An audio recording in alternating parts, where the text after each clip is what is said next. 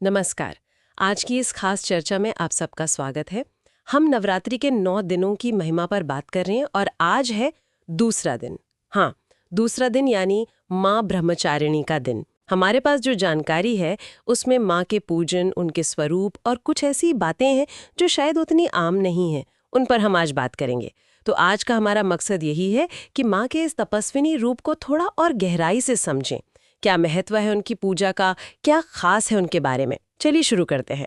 सबसे पहले ये माँ ब्रह्मचारिणी है कौन, मतलब उनका ये रूप क्या दिखाता है। जी, माँ ब्रह्मचारिणी जैसा नाम से ही पता चलता है, ब्रह्मचर्य का पालन करने वाली। असल में ये देवी पार्वती का ही वो रूप है जब वो अविवाहित थीं और उन्होंने भगवान शिव को पति रूप में पाने के लिए बहुत ही कठोर तपस्या की थी। ये कोई ऐसी वैसी तपस्या नहीं थी। कठोर तपस्या। अच्छा, मतलब क्या इसके बारे में कुछ और बताया गया है? कितनी कठोर? हाँ बिल्कुल, सामग्री में जिक्र है कि ये तपस्या हजारों साल चली। सोचिए जरा, पहले तो उन्होंने सिर्फ फल फूल खाए, फिर सिर्फ पत्ते खाकर गुजारा किया। हाँ। और आखिर में तो उन्होंने अन्न और जल दोनों ही छोड़ दिया। पूरी तरह निर्जल रहकर तप किया। सच में, बिना अन्न जल के? अविश्वसनीय। कितनी दृढ़ इच्छा शक्ति होगी। जी हाँ बिल्कुल, अदम्य संकल्प। तो क्या उनके स्वरूप में भी इसी तप और संकल्प की झलक है? हाँ बिल्कुल, उनका स्वरूप देखिए, अत्यंत सात्विक है, तपस्यामय है। वो हमेशा सफेद वस्त्र पहनती हैं, श्वेत वस्त्र, जो पूरी तरह पवित्रता और शांति का प्रतीक है। उनके दाहिने हाथ में आप देखेंगे जप की माला रहती है। हाँ, जपमाला। जी, जो लगातार ईश्वर का नाम जपने, ध्यान करने को दिखाती है। और बाएं हाथ में होता है कमंडल। कमंडल, जैसे योगियों के पास होता है। बिल्कुल। वो एक तपस्वी की सादगी, उसकी आत्मनिर्भरता दिखाता है। तो ये पूरा स्वरूप ही आप देखें, तप, त्याग, संयम, वैराग्य और एक अद्भुत आध्यात्मिक शक्ति का प्रमाण है। ये तो बहुत प्रभावशाली वर्णन है। अच्छा, अब आते हैं पूजा विधि पर। क्या इसमें कुछ खास बातों का ध्यान रखना होता है? आपने सफेद रंग का जिक्र किया, वो पूजा में भी महत्वपूर्ण है क्या? हाँ बिल्कुल, सफेद रंग उनकी पूजा का, कह सकते हैं, केंद्र बिंदु है। सुबह स्नान वगैरह करके साफ कपड़े पहने, हो सके तो सफेद या हल्के रंग के, ये अच्छा माना जाता है। पूजा की जगह को भी साफ करके वहां सफेद कपड़ा बिछाना, सफेद फूलों से सजाना, यह सब बहुत शुभ है। सफेद फूल जैसे कौन से? जैसे चमेली के फूल। सफेद और खुशबूदार फूल उन्हें बहुत पसंद हैं, ऐसा मानते हैं। ये सब एक तरह से देवी के उस निर्मल रूप के प्रति हमारी श्रद्धा दिखाता है। ठीक है। और पूजा शुरू करने से पहले, जैसे स्थापना या आह्वान वगैरह? जी, विधि के अनुसार एक साफ चौकी पर सफेद कपड़ा बिछाएं, फिर माँ की मूर्ति या तस्वीर रखें, फिर दीपक जलाएं और हाँ, पूजा शुरू करने से पहले गणेश जी का ध्यान जरूर करें। साथ ही नवग्रह और अपने कुल देवी देवता का भी स्मरण करने को कहा गया है। अच्छा, ये तो जरूरी होता है हर पूजा में। जी, ताकि पूजा में कोई बाधा ना आए। फिर माँ ब्रह्मचारिणी का आवाहन करें, उनका ध्यान करें। और भोग, नैवेद्य में क्या चढ़ाना चाहिए? यहाँ भी सफेद रंग ही चलेगा? हाँ जी, निश्चित रूप से माँ ब्रह्मचारिणी को सफेद चीजें ही चढ़ाई जाती हैं, जैसे मिश्री है, शक्कर है, पंचामृत मतलब दूध, दही, घी, शहद, शक्कर मिला के।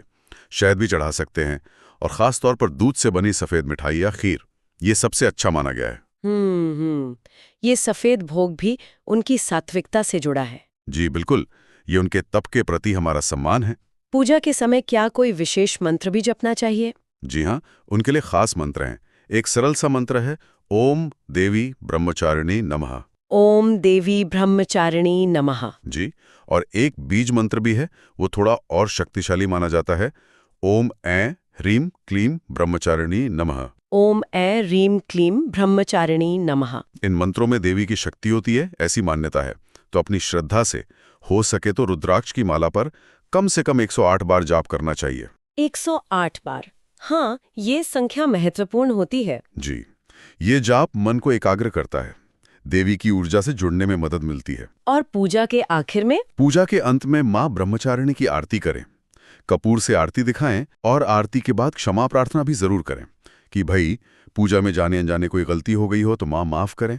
और अगर समय हो तो दुर्गा सप्तशती या दुर्गा चालीसा का पाठ करना भी बहुत अच्छा माना जाता है, उससे पूजा पूरी होती है। ये तो हुई सामान्य विधि, पर आपने शुरू में कुछ गुप्त, कुछ खास बातों का जिक्र किया था, उन पर आते हैं अब।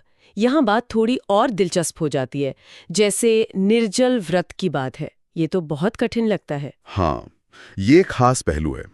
ऐसा मानते हैं कि इस दिन माँ ब्रह्मचारिणी की पूजा के साथ अगर कोई निर्जल व्रत रख सके, मतलब बिना कुछ खाए पिए, तो ये बहुत फलदायी होता है। ये एक तरह से माँ की उस कठोर तपस्या के प्रति अपना सम्मान दिखाना है और अपनी इच्छा शक्ति को भी परखना है। लेकिन ये तो सबके लिए मुमकिन नहीं होगा। नहीं, बिल्कुल नहीं, और इसीलिए साफ कहा गया है कि ये पूरी तरह व्यक्ति की अपनी शारीरिक क्षमता, उसके स्वास्थ्य पर निर्भर करता है। इसमें कोई जबरदस्ती या हठ नहीं होना चाहिए। अपनी सेहत का ध्यान रखना सबसे जरूरी है। हाँ, ये संतुलन जरूरी है। अच्छा, एक और बहुत ही रोचक बात है, स्वाधिष्ठान चक्र पर ध्यान लगाना। ये क्या चीज है? इसका माँ की पूजा से क्या लेना देना? जी, ये थोड़ा गूढ़ योगिक विषय है। स्वादिष्ठान चक्र हमारे शरीर में जो 7 मुख्य ऊर्जा केंद्र माने जाते हैं, उनमें से एक है। ये नाभि के थोड़ा नीचे होता है। इसे हमारी भावनाओं का, हमारी रचनात्मकता, हमारी जीवन ऊर्जा का केंद्र कहते हैं। अच्छा। तो जानकारी ये कहती है कि पूजा के समय शांति से बैठकर मन में कोई अच्छा संकल्प लेकर माँ का ध्यान करते हुए अगर अपनी चेतना को इस स्वादिष्ठान चक्र पर टिकाएं, तो व्यक्ति के अंदर एक अद्भुत आत्मबल, सहन शक्ति और किसी भी काम या साधना को पूरा करने की ताकत जागती है। ओहो, तो ये एकाग्रता और आंतरिक ऊर्जा बढ़ाने का तरीका है? हाँ, बिल्कुल। ये सीधे सीधे माँ ब्रह्मचारिणी के तप और संयम वाले गुण से जुड़ा है। मतलब पूजा सिर्फ बाहर का कर्मकांड नहीं, अंदर की ऊर्जा को भी साधना है। तो माँ की कृपा से व्यक्ति में कौन से गुण अपने आप आने लगते हैं? देखिए, माँ ब्रह्मचारिणी तप की देवी हैं, तो उनकी कृपा से सबसे पहले तो तप का गुण आता है। तप मतलब? तप यानी मुश्किल हालात में भी धीरज न खोना, मेहनत करने की हिम्मत, सहन शक्ति।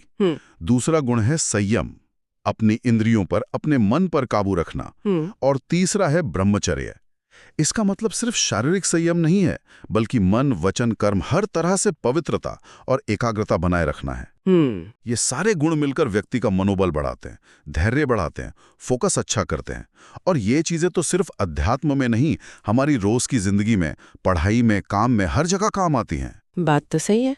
अच्छा, आपने गुणों की बात की, पूजा में और जो चीजें इस्तेमाल होती है, जैसे सफेद चंदन का तिलक, उसका भी कोई खास मतलब है? हाँ, बिल्कुल। देवी को सफेद चंदन का तिलक लगाना और फिर वही चंदन प्रसाद के तौर पर अपने माथे पर लगाना, ये भी महत्वपूर्ण है। चंदन की तासीर ठंडी होती है। हाँ, शीतल होता है। जी, तो ये मन को शांत रखता है, विचारों में शुद्धता लाता है, गुस्सा वगैरह कम करता है। तपस्या में या किसी भी अनुशासन वाले काम में मन का शांत और ठंडा रहना बहुत जरूरी है। चंदन उसी में मदद करता है और उसी का प्रतीक भी है। ये तो बहुत व्यवहारिक बात हुई। अच्छा, गृहिणियों के लिए भी कुछ खास बताया गया है क्या? हाँ, एक बड़ी सरल सी लेकिन सुंदर बात लिखी है। कहते हैं कि अगर घर की महिलाएं जो गृहिणियां हैं, वो इस दिन माँ को श्रद्धा से सफेद फूल चढ़ाती हैं। सिर्फ सफेद फूल? जी, श्रद्धा से सफेद फूल, तो उनके घर में सुख शांति रहती है और परिवार के लोगों में आपस में प्रेम और तालमेल बढ़ता है। ये दिखाता है कि छोटी सी श्रद्धा भी कितना अच्छा असर ला सकती है। क्या भारत में अलग अलग जगह पूजा विधि में कुछ फर्क भी देखने को मिलता है? सामग्री में दक्षिण भारत का जिक्र है, खास तौर पर। वहां बताते हैं कि इस दिन सामान्य पूजा विधि तो होती है, साथ में भक्ति संगीत, कीर्तन और मंत्रों का सामूहिक जाप, इस पर भी काफी जोर रहता है। अच्छा, ग्रुप में मंत्र जाप? जी, ये उनकी अपनी सांस्कृतिक परंपरा का हिस्सा है। इससे पता चलता है कि देखिए, मूल भावना तो एक ही है, तप, संयम, भक्ति, लेकिन उसे मनाने के तरीके अलग अलग जगह अपनी संस्कृति के हिसाब से ढल जाते हैं। सही बात है। दिन की पूजा तो हो गई, क्या शाम को भी कुछ करना होता है? हाँ, सुबह की जो विस्तृत पूजा है, उसके अलावा शाम को भी माँ के सामने दीपक जलाकर उनका स्मरण करना और आशीर्वाद मांगना अच्छा बताया गया है। ऐसा मानते हैं कि माँ का ये जो उग्र तपस्विनी रूप है, वो रात के शांत समय में की जाने वाली साधना, जैसे ध्यान या मंत्र जाप, उसके लिए खास तौर पर फलदायी होता है। अच्छा, रात की साधना के लिए? जी, दिन भर की पूजा और व्रत के बाद शाम का ये दिया जलाना उस दिन की साधना को एक तरह से पूर्णता और शांति देता है। स्वास्थ्य के लिहाज से भी क्या इस पूजा का कोई लाभ है? कई बार लोग सेहत की समस्याओं के लिए भी पूजा करते हैं। हाँ, बिल्कुल। जानकारी यही कहती है कि माँ ब्रह्मचारिणी की पूजा मन को शांति और स्थिरता देती है। अगर घर में कोई लंबे समय से बीमार है या कोई व्यक्ति मानसिक तनाव, चिंता या बेचैनी महसूस कर रहा हो, तो माँ की पूजा और उनके स्वरूप का ध्यान करने से एक आंतरिक शक्ति मिलती है। उनकी तपस्या और संयम की जो ऊर्जा है, वो साधक को स्थिरता देती है। इससे मन और शरीर दोनों को आराम और स्वास्थ्य पाने में मदद मिल सकती है। ये श्रद्धा और सकारात्मक ऊर्जा का असर है। जी बिल्कुल। पूजा विधि और उसके गहरे मतलब के अलावा इस दिन खान पान और अपने व्यवहार में भी कुछ अनुशासन रखने की सलाह है क्या? हाँ, अनुशासन तो इस दिन का मूल मंत्र है, और वो सिर्फ पूजा तक ही नहीं है। अगर व्रत रखा है तो सिर्फ फल, दूध, दही या दूसरी सात्विक चीजें जैसे शक्कर या मिश्री से बनी चीजें वही खानी चाहिए। सात्विक भोजन। जी, तामसिक भोजन जैसे प्याज, लहसुन, मांस, मदिरा वगैरह, इनसे पूरी तरह परहेज करना चाहिए। तामसिक भोजन मन में गुस्सा, आलस, अस्थिरता लाता है, जो तप और संयम के बिल्कुल उल्टा है। सही बात है। और इसके अलावा अपने व्यवहार में भी संयम रखें, शांत रहें, फालतू की बहस से बचें, मन को अच्छे विचारों में लगाएं। ये दिन खुद को देखने, खुद को सुधारने का भी मौका है। और पूजा के बाद जो भोग लगाया उस प्रसाद का क्या करें? प्रसाद तो देवी का आशीर्वाद होता है। पूजा पूरी होने के बाद किसी अच्छे समय पर वो प्रसाद पहले खुद खाएं, फिर घर के सभी लोगों में बांटें, और अगर हो सके तो आस पड़ोस में या किसी जरूरतमंद को भी दें तो और भी अच्छा माना जाता है। अच्छा, दूसरों के साथ बांटना। जी, ये देवी की कृपा को सबके साथ साझा करना है। इससे आपस में प्रेम भी बढ़ता है। तो हमने माँ ब्रह्मचारिणी के स्वरूप, उनकी पूजा, उसके पीछे के गहरे मतलब और अनुशासन, इन सब पर काफी विस्तार से बात की। इस पूरी चर्चा का सार क्या समझें? क्या मुख्य बात निकल कर आती है? देखिए, साफ है कि नवरात्रि का ये दूसरा दिन और माँ ब्रह्मचारिणी की पूजा, ये सिर्फ एक रस्म या परंपरा नहीं है। इसमें अपने आप में जीवन जीने का एक पूरा दर्शन है।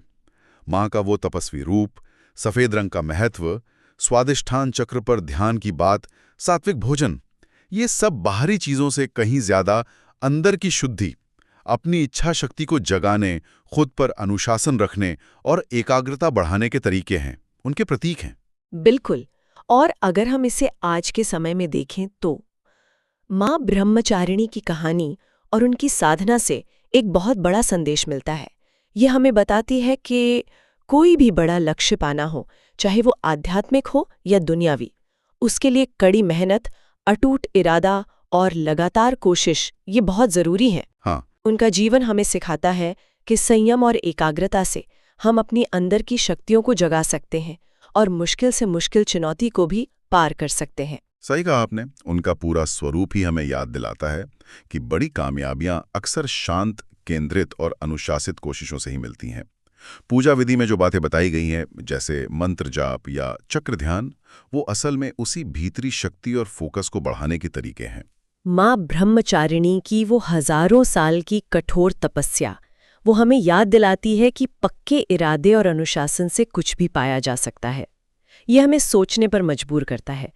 आज की इस तेज रफ्तार दुनिया में, जहाँ हमें हर चीज़ तुरंत चाहिए, हम अपने निजी या प्रोफेशनल लक्ष्यों को पाने के लिए किस तरह की तपस्या करने को तैयार हैं, या किस स्तर का अनुशासन हम अपना सकते हैं। शायद ये हमेशा बहुत बड़े त्याग की बात न हो सकता है ये रोजमर्रा की जिंदगी में छोटे छोटे संकल्प निभाने की बात हो, ध्यान टिकाए रखने की, अपने काम के प्रति ईमानदार रहने की बात हो। ये एक सोचने वाला सवाल है जिस पर हम सब विचार कर सकते हैं।